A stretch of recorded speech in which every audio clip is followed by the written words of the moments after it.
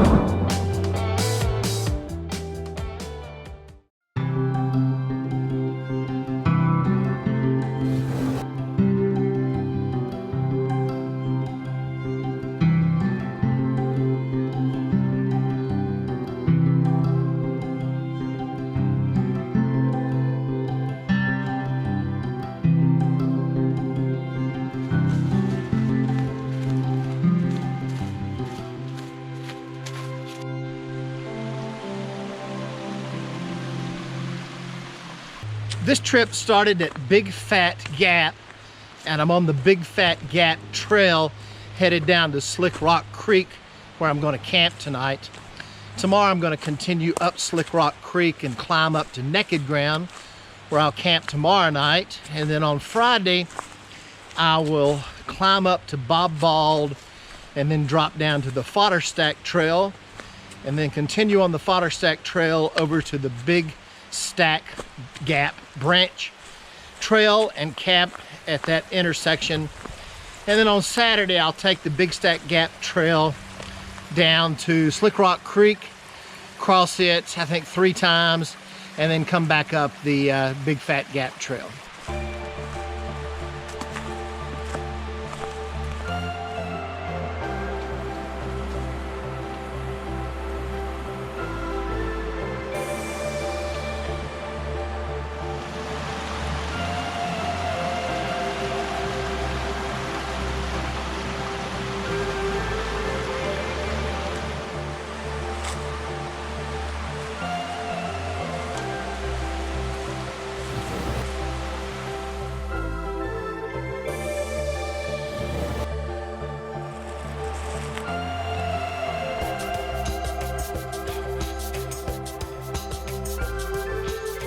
All right, I've arrived at my campsite, and it's just past the junction of Big Fat Trail and Slickrock Creek Trail.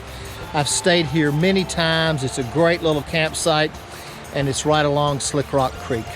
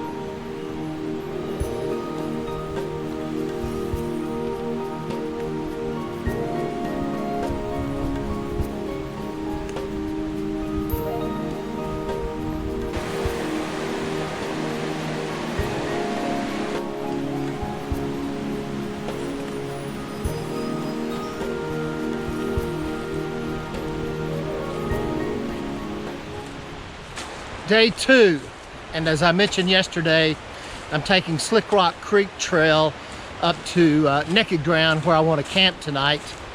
I've got about 5 miles today and about 2,500 feet of climbing, although 2,300 feet is in the last 3.5 miles. The last 3.5 miles, some people consider the toughest trail around. It's not the steepest, but there's some really short, steep sections, places you have to use your hands. It has a nickname of the Nutbuster. It's a beautiful day again today. Yesterday the temperature was in the upper 70s. The low last night was about 49, and I think today may even be a little bit warmer.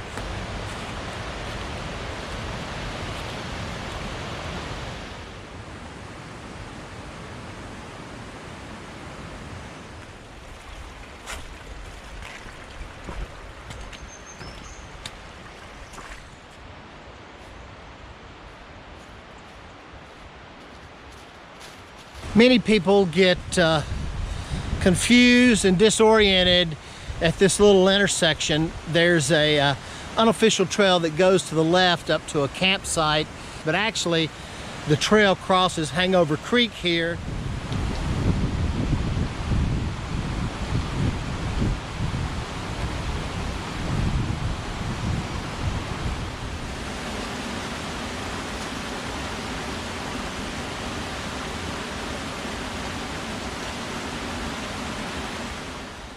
Here's a new sign that's been put up, but I don't understand why they didn't put it on the other side of the creek.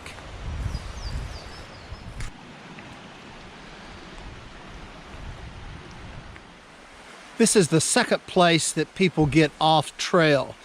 This is the junction of Slickrock Creek Trail, number 42, and trail number 42A. 42A goes to the right, goes up a little ways and dead ends. But you want to take Slickrock Creek Trail to the left, and this is also where Slickrock Creek Trail leaves the drainage and starts to climb up the side of the mountain.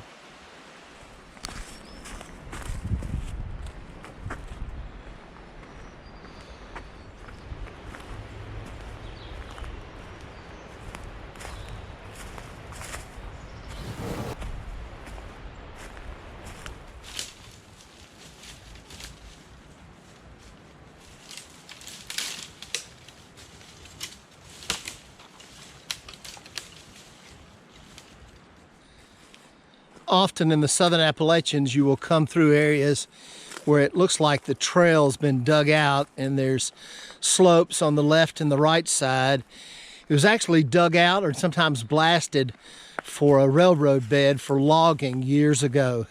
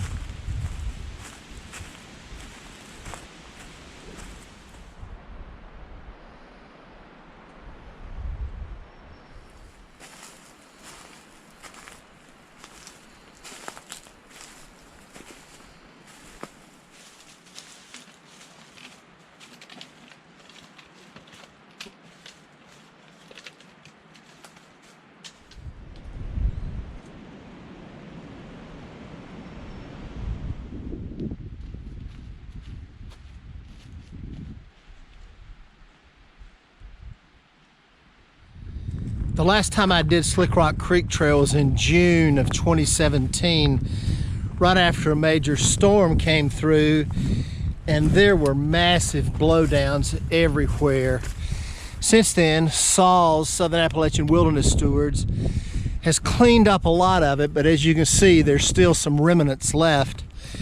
The time I did that hike, I thought it was the hardest hike I'd ever done, although age may have colored that perspective just a little bit.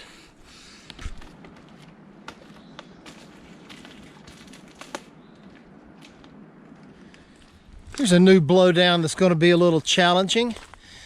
In fact, I think it's going to be so challenging I'm not going to film it because I don't want to go through this hell twice. Didn't get through that one without some cuts and scrapes.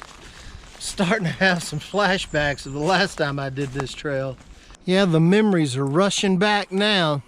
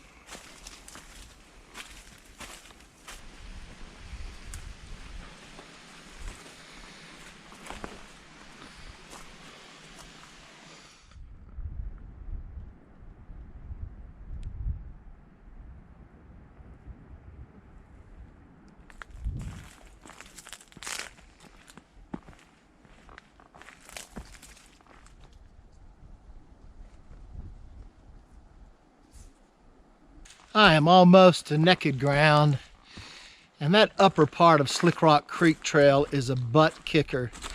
There's about a 2-mile section where there's just lots of blowdowns, using your hands a lot, and just section after section of knees in your face steepness.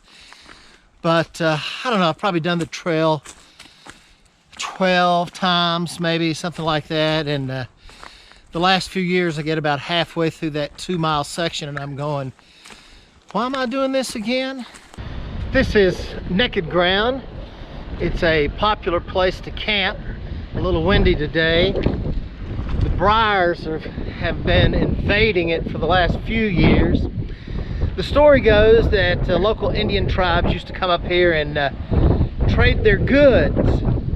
This is looking down into Joyce Kilmer Memorial Forest. There's about 1,200 acres in that drainage that's never been logged, and it's the largest virgin forest east of the Mississippi.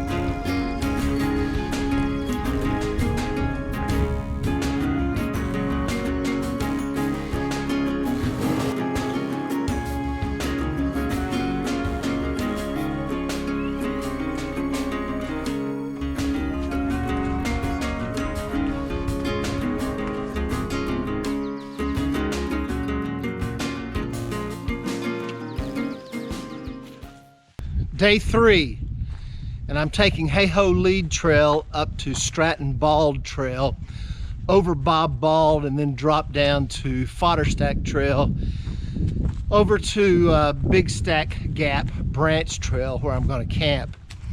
It's about 8 miles today, about 500 feet of climbing this morning, and then over some knobs. Last night the wind died down just a little bit, but it did kick back up occasionally and wake me up. The rain and clouds rolled in. It kept the temperature pretty warm. It only got down to about 52. Finally stopped raining this morning, and now it's just overcast.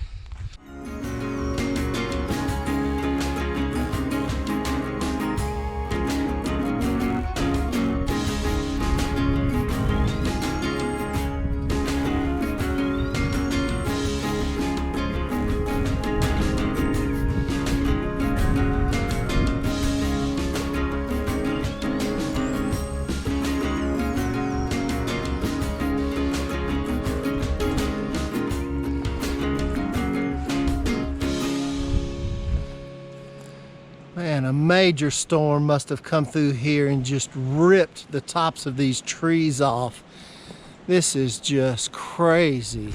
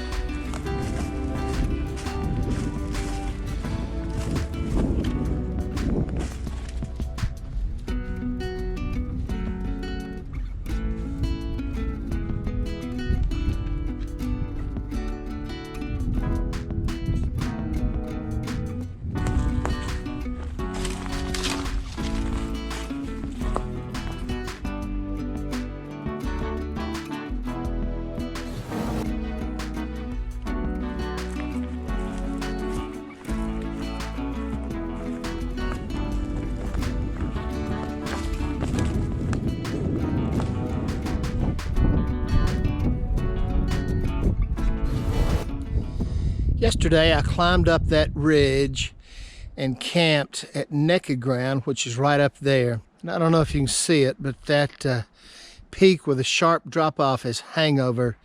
It's one of the better views in the south, looking down on Chilwa Lake and the Great Smoky Mountains National Park. I'm almost to my campsite. Today turned out to be a really nice day, partly cloudy, highs in the upper 60s. The Fodderstack Trail is a rarely used trail, and there are several places where the rhododendrons and the mountain laurels are attempting to take over the trail, but the footbed is in great shape. There were a lot of blowdowns today. Almost all of them I could get past real easy, but there were a couple that were rather challenging. This is my campsite for tonight. It's at the junction of Fodderstack Trail and Big Fat Gap Branch Trail. It's absolutely beautiful and one of my favorite campsites. The only issue is the water is about 1/10 of a mile down Big Fat Gap Branch Trail. So I'm gonna hang my food bag real quick and go get some water.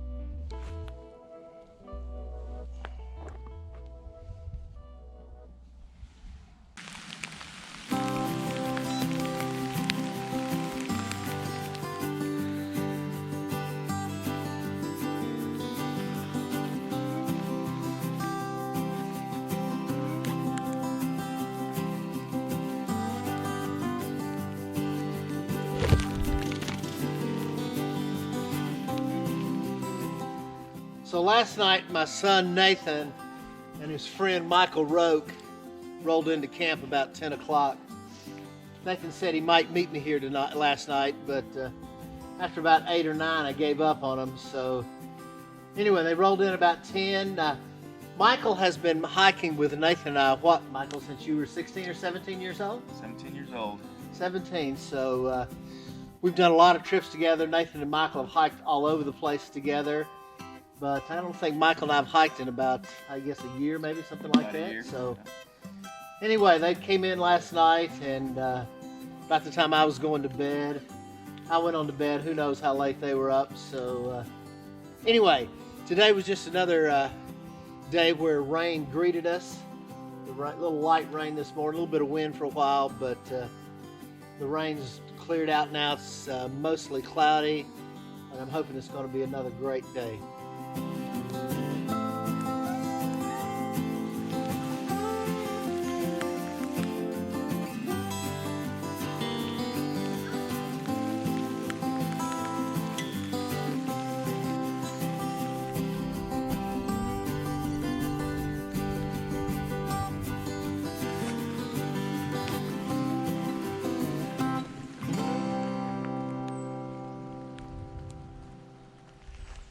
Well, I spoke too soon about the rain ending. We're back to a light sprinkle. This is day 4, my final day, and I've got about a 1.7 mile, 1,500 foot descent down the Big Fat Gap Branch Trail.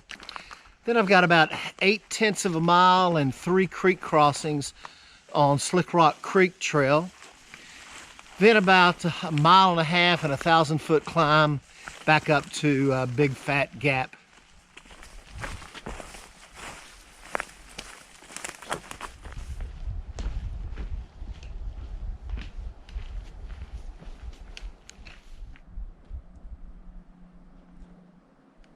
I forgot to mention, Nathan and Michael came up Mill Branch Trail last night and to Big Fat Gap, and then took Fodderstack Trail over to my campsite. And then this morning they left a little before me. They were taking Crowder Branch Trail down to the road and had about a half a mile road walk back to their car.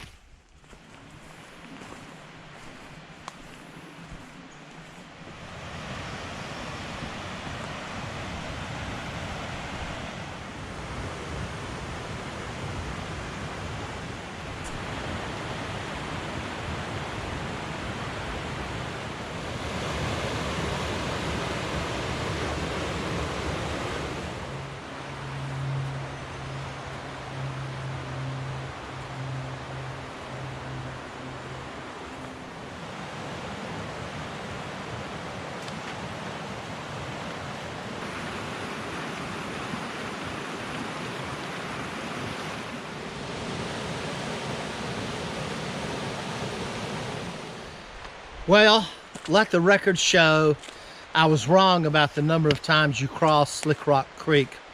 Between Big Fat Gap Branch Trail and Big Fat Trail, there's only one crossing of Slickrock Creek.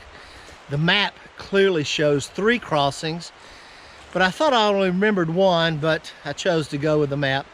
However, I accidentally got it right.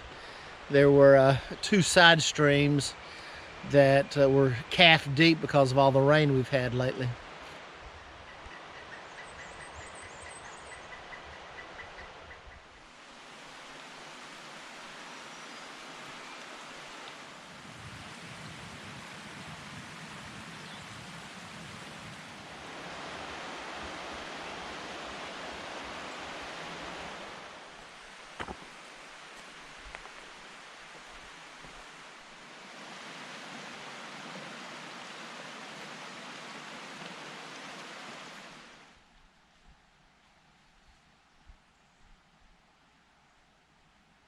Well, I've made it back to Big Fat Gap Trailhead, and this has been a great trip. It's about an 18-mile lollipop-shaped loop with an aggregate elevation gain of approximately 6,000 feet. I saw a group of 17 school kids, 10 to 14, and 2 adults on Wednesday going down Big Fat Trail. I didn't see anybody on Thursday. Friday I saw 3 day hikers, and then today I saw 2 day hikers coming down Big Fat Trail. This is an absolutely beautiful area, and if you've never been here or you've only been here recently, I wish you could have seen it 15 years ago before all the hemlock trees started dying. Hope you'd enjoy this video, and thanks for watching.